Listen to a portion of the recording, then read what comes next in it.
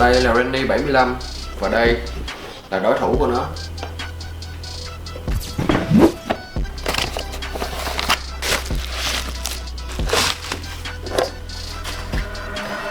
Đây chính là một chiếc bàn phím với màu sắc rất là nam tính.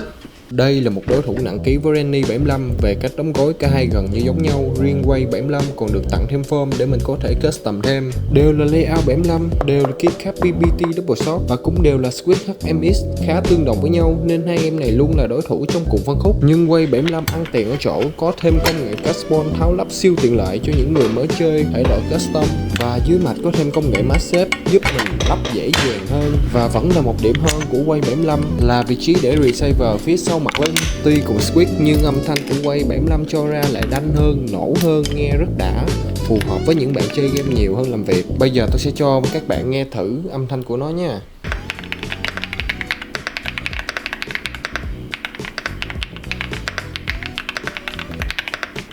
Vì là full build nên mua về là dùng ngay, chẳng cần custom thêm gì cả. Nếu các bạn muốn biết thêm hãy để lại bình luận cho mình nha.